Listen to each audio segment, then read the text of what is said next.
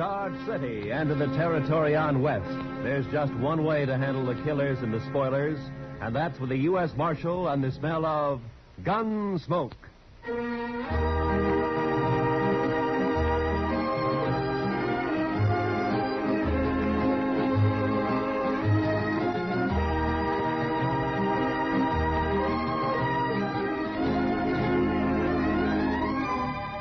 Gunsmoke, starring William Conrad. The story of the violence that moved west with young America. The story of a man who moved with it. Matt Dillon, United States Marshal.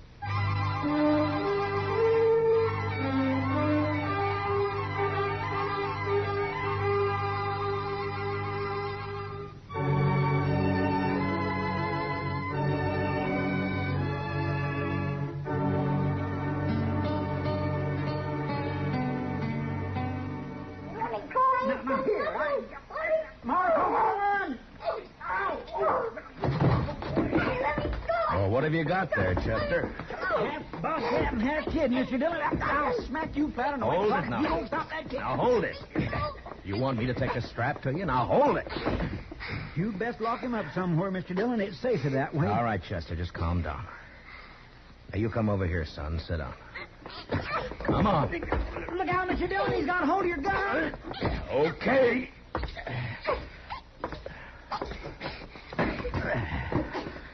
Now, you sit there. And don't you move an inch. You hear me? Not one inch. He is a mean little bug. Now, what's it all about, Chester? What's he done? I ain't done nothing. Now, you hush your mean little face. This here place is the law, and you're talking What's to he Marshal. done, Chester? I ain't done nothing. There, you I hear told that, you. Mr. Chester? Dillon? Yes, sir. Well, sir, I don't rightly know what he's done. That's what I told you. I ain't done nothing. Mr. Dillon, I was walking down to the office when I see this kid. I know most all the sprouts in town, but not him, so I says, hello, and he starts running. That's what he did? Yes, sir. And that's why you brought him in here? I sure did, Mr. Dillon. I figured if a kid runs away from me for doing nothing, then he's been up to something, so he must have done something. You know what I mean? No. Now, what's your name, son? I ain't done nothing. All right. Now, what's your name? I ain't saying. There, you see what I mean, Mr. Dillon? Just plain, ornery, mischievous. You mean live little here boy. in Dodge? I ain't saying. All right. Well, he's probably a runaway, Chester. I guess we'll have to lock him up until somebody comes looking for him, huh? Best thing in this whole wide world to do, Mr. Dillon. Just look at where he gnawed my thumb. Best thing to do. Come on, You ain't gonna lock me up? You got a better idea? We got to do something with you. Let me be on my way. Well, where do you live? About 4 miles out. Oh. Oh, sure. I know you. You're the Macklin kid. No, I ain't. I'm Danny Burch, but I ain't saying. There, I knew he wasn't town kid. I just knew that, Mr. Dillon. What did I tell you? Nothing. Now, if you'll just close up a minute, Chester, we can get this settled and Danny can go on his way. Now, you say you haven't done anything wrong, son? No. Your ma know you're in Dodge this morning? Guess so. All your chores done before you came? No. Well, maybe you better go on back then, huh? Your ma might be kind of worried. Guess so. You, got a horse? Yeah. Okay. So long. And take it easy. I can go now? Sure. Go ahead, Danny. You're Marshal Dillon, ain't you? Yeah, that's right. Well, I guess I come to Dodge to fetch you. My sister sent me. Oh? I wasn't going to, but I got to now because I promised Lily. She made me swear on Rattler's buttons. And I figured if I didn't see, I wouldn't be telling no lie if I told her he wasn't around. But now I seen. No, hold on. Your sister wants me to come out with you to your place. Is that it? Yeah. Why? On account of Pa. None of us gives a hoot except Sister Lily, and she just acting like a girl. Oh, what's happened to your pa? He's gone off again, shooting up the cattle. Thing is, he took 2 guns with him this time and a whole mess of bullets. Lily's just scared.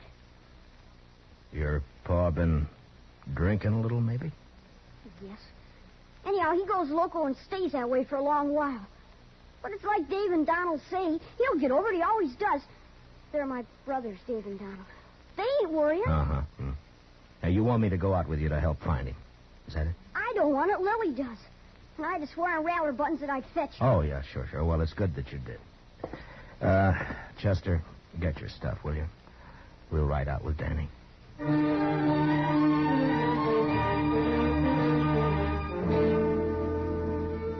I didn't get anything more out of the boy on the way out to the Birch place. No one in town knew much about the family. They'd moved in about a year earlier, came up from the territories. The folks about said Birch and his brood kept pretty much to themselves. There'd never been any trouble with anybody. I looked at the boy riding his horse bareback. He was nice looking enough, but there was something the matter with his mouth. It was too hard.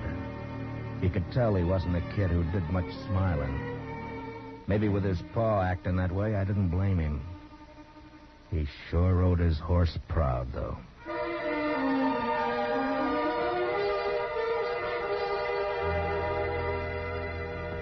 It was hot and dry, and by the time we were inside of the Birch place, the sun was burning down hard.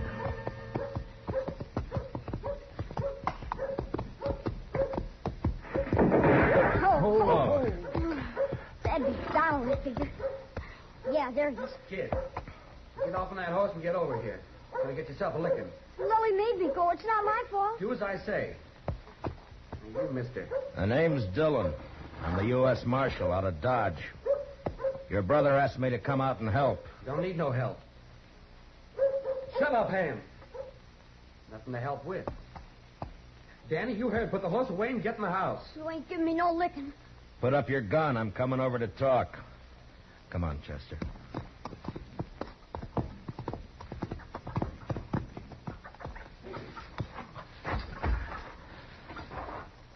It's against the law to shoot a man in cold blood. You know that? Shucks, I wasn't aiming at you. I was aiming at a rabbit up on the rise there. The horse had scared it away. Mm-hmm. Well, now, what about your paw? What about him? Have you found him? Shucks, he don't need to be found. He'll come back when he's good and ready. Pa's off hunting. That's not what your brother says.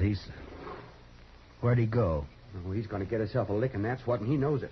Got himself away, that's what. Donald, that's your name, isn't it? Yeah?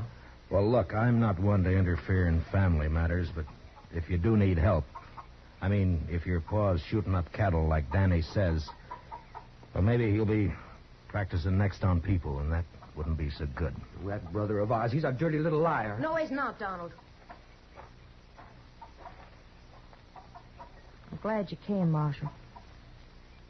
You come into the house, please?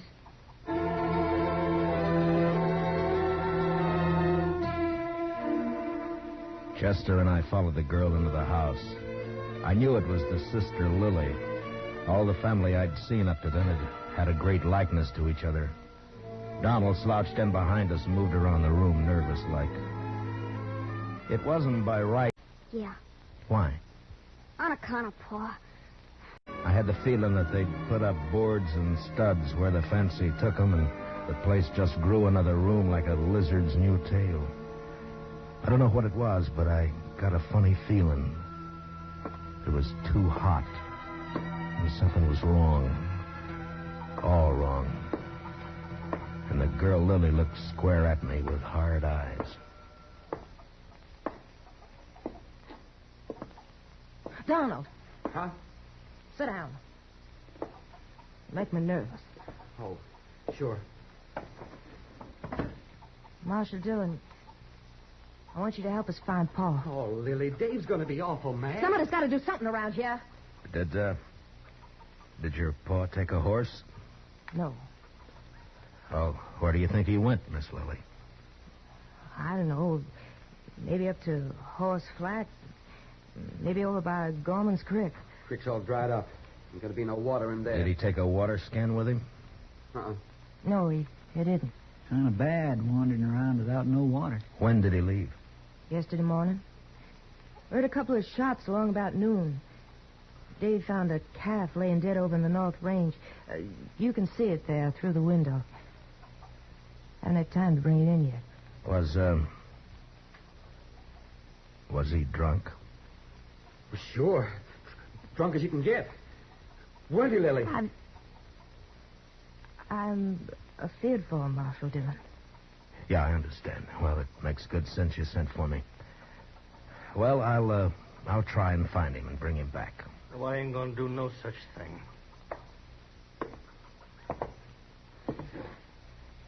You that Marshal fella out of Dodge? This is Marshal Dillon, Dave. My brother, Dave Birch. How are you? I told you, Lily. Told you keep our business to us, not outside. It's got to be somebody else's business the way it is, Dave. And you know it. No such thing, Lily.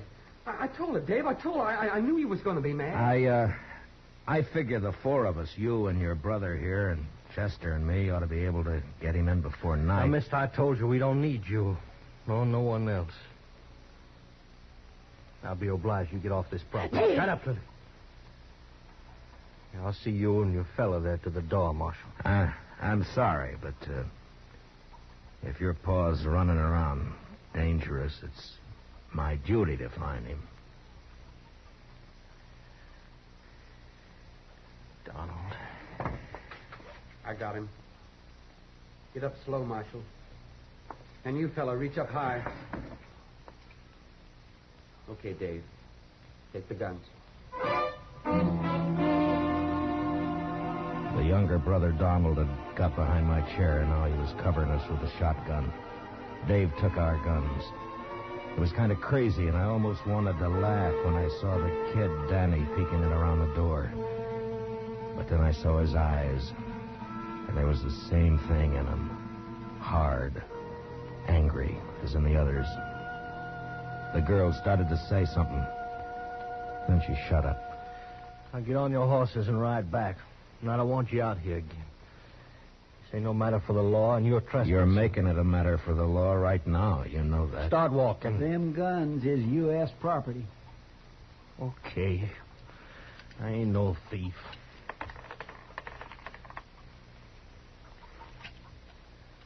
Here, bullets I'm keeping. Figure they're worth about 2 bits. Donald, give him 2 bits. Sure. Here. All right, now here's your guns. Now get out fast. If you come snooping back again, me and my brother's going to be shooting at you.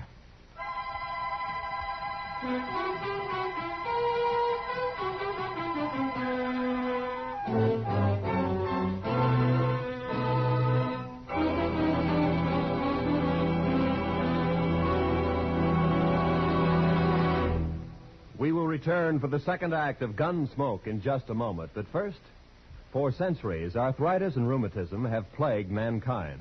And it's only in the last few years that science has begun to find hopeful avenues to explore toward relief and cure. The Arthritis and Rheumatism Foundation, established in 1948, holds a yearly drive to obtain funds for yet more concentrated research. A contribution to this year's drive, sent simply Arthritis, in care of your local postmaster, will help this fine work to continue for the eventual benefit of everyone.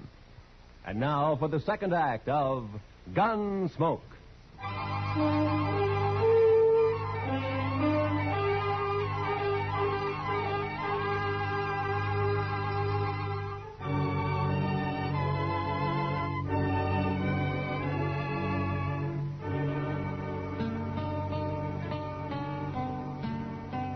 The 2 brothers followed us out and over to the horses. As hot as it was in the house, it was worse in the open. The saddles were burning. There wasn't another word passed between the Birch boys and me. They just stood covering us. And when I looked back 100 yards or more off, they were still there. Well, sir, that's what comes of trying to do a kindness, Mr. Dillon. As far as I'm concerned, they deserve whatever happens.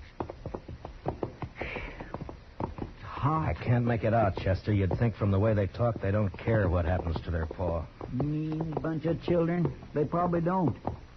My, Mr. Dillon, you ain't even riled they pulled guns on us. I guess I'm not, Chester. You know, there's something awful wrong back there. Those boys don't look the kind to pull a gun. And the girl wanted to talk, all right, but they wouldn't let her. Just mean, that's all. Oh, Oh. You aim to go back, Mr. Dillon? It's like I said, Chester. If it's just a family affair, you and me don't belong in it. But if the old man's as drunk as he sounds, he could make a lot of trouble. No, we're not going back right now. We're going to have a look around this country for a spell.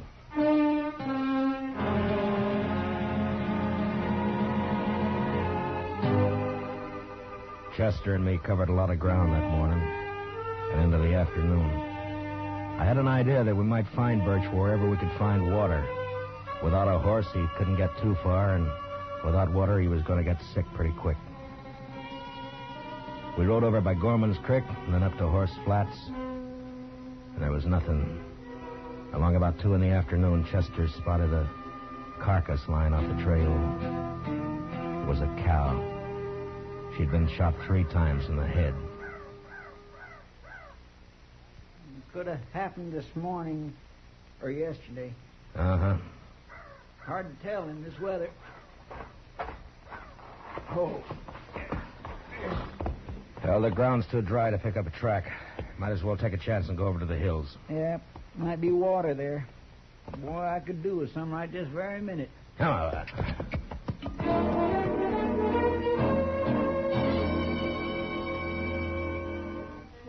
I got a funny taste in my mouth looking at that dead cow. When a thing dies natural or gets killed for food, that's one thing, but even an animal has a look about it when it's been murdered. We rode the 6 miles to the hills. They weren't rightly hills, maybe more like humps rising up from the brown, dry earth. And we could get a good view across the plain. There was a patch or 2 of wild oats up there, long turned to rust, and foxtails. Maybe it was in our minds, but just those few feet higher made us seem closer to the sun and hotter.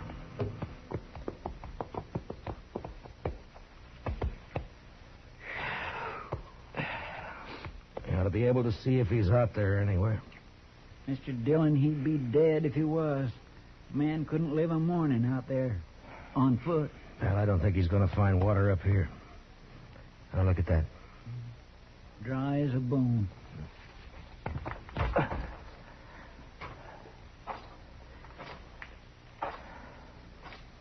You see something, Mr. Dillon? Yeah, tracks, I think.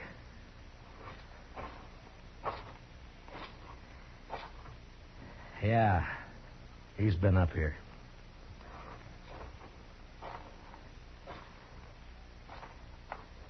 I went down again, though. Over there. You sure made a long way on foot. Must be more than 8 miles from his place. Yeah.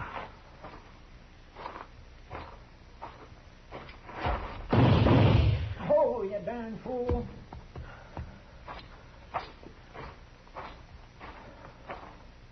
Rattler. Yeah, I saw. Blew his head clean off. I was afraid you was going to step on him. Well, we'll follow the tracks until they give out.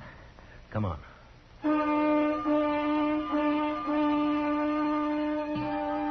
Those tracks kept going in and around the hills.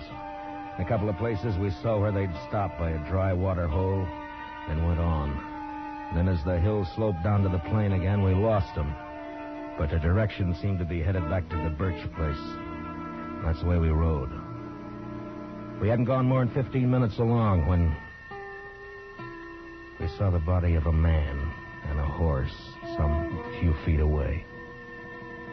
They were both dead.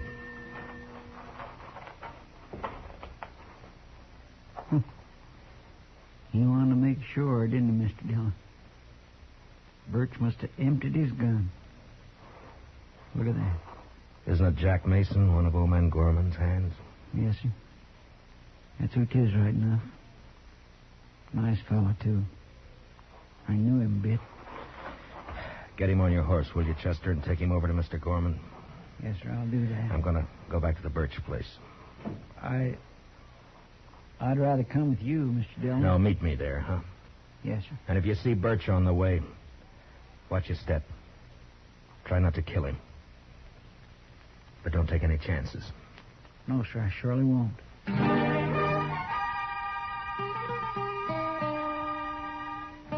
There was killing now, and I wasn't in the mood to talk gentle and kind with the sons and girl at the house. It was the boy Danny that saw me first.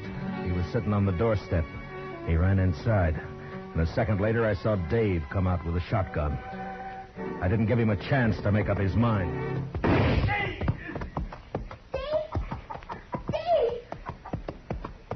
What did you my brothers do? What happened? Shut up, kid. Get inside. Ain't nothing. Your arms. Get inside now, you hear me? I'm sorry, but I'm not arguing with you anymore. Where's your paw? I don't know. He killed a man back on the plane away. You're a liar. Told you get in the house, kid. Now get. I'm staying. He's a liar. Pa never killed nobody. Where's Donald and your sister? Out, look. Mister did he? He killed some. Yeah. Jack Mason, one of Gorman's boys. Don't you say that. Don't you say Danny, get me some whiskey, will you? My arm pains. Yeah, I will. But you ain't gonna tell no lies about my pa.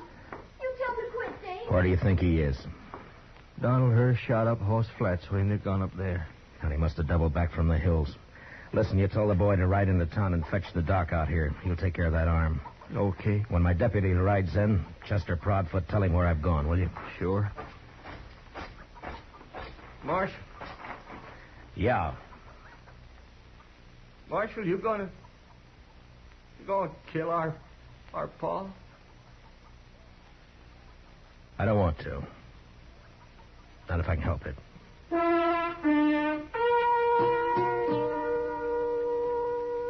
Over at Horse Flats, I caught up with Donald and Lily Birch.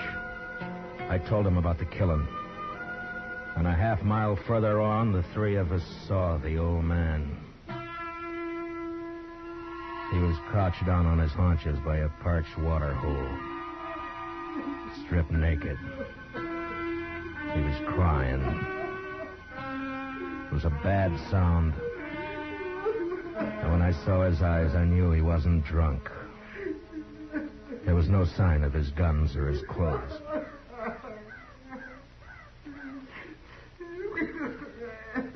Come on, Pa. It's okay. It's Donald. You're okay, Pa. Come on, hon. Come on, Pa, please. I knew it would happen like this. Someday. I knew it would. Boys figured it'd be shame on us all. Word got out Pa had spells. Your brothers were wrong. Pa, please, will you? Pa. Come on. It was all right till after Ma died. And he started to act this way. That's why we had to leave our last place. People found out. Tried to keep him home, but it weren't no good. Give your old Pa a sup of water. And your Pa's thirsty now. Come on, Pa. Get up. We're going home. It's funny. Pa never took a drink in his life. We always said he was drunk when he carried on like this. Oh, People could figure a man drunk. I'm sorry, Miss Lily, but help me now. I'm going to have to take him in. Help me now. I got to. What'll they do to him? I don't know. But he's done murder. It's my job to take him in. They'll hang him. I don't know. Maybe not. I don't know. Son, where's your brother? He didn't want to let you come out here alone. You're too young now. Where's your Ma? She ought to know better now. Miss Lily, come over here. Oh, no, son. Now, I want you to listen to me. It's not my business, but will you let me give you some advice? Miss Lily? Huh? Now, you sell this place. I'll see what I can do to help. And you and your brothers go somewhere else and start afresh. You can get a good price for your land. You do that. It's best. Yeah. We'll go. I'm not saying you've got to. I'm saying it'd be better. It'd be better for the kid. He's seen too much of this. It's not good. You gotta teach him to smile again. Act like a kid again. You understand? You understand? Sure. I understand. Okay. I'll be taking him along. We'll stop off at your place with some clothes. All right.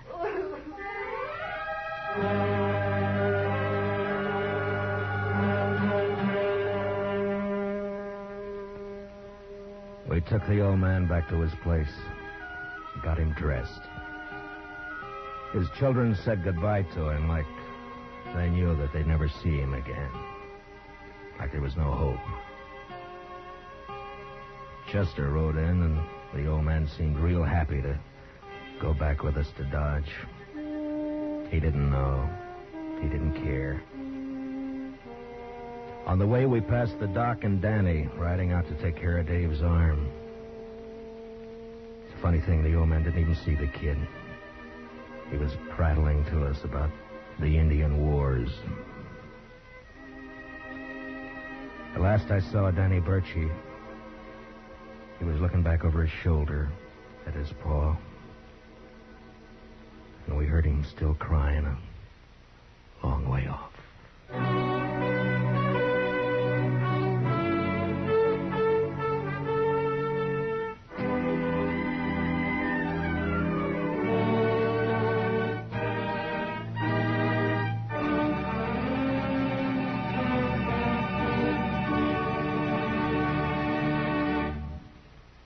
Gunsmoke, under the direction of Norman Macdonnell, stars William Conrad as Matt Dillon, U.S. Marshal.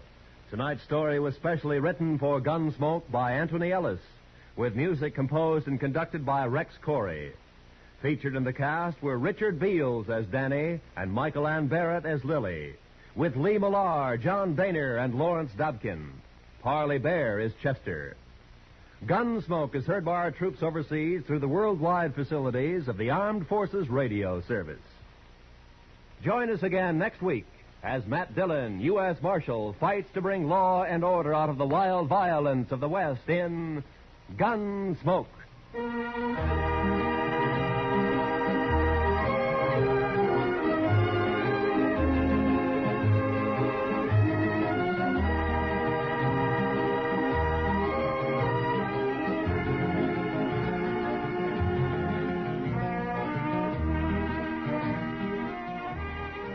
The New York Philharmonic celebrates its 110th birthday tomorrow, and in observance, there will be a repeat performance of Beethoven's Symphony No. 5. This work was featured on the first Philharmonic broadcast over 100 years ago.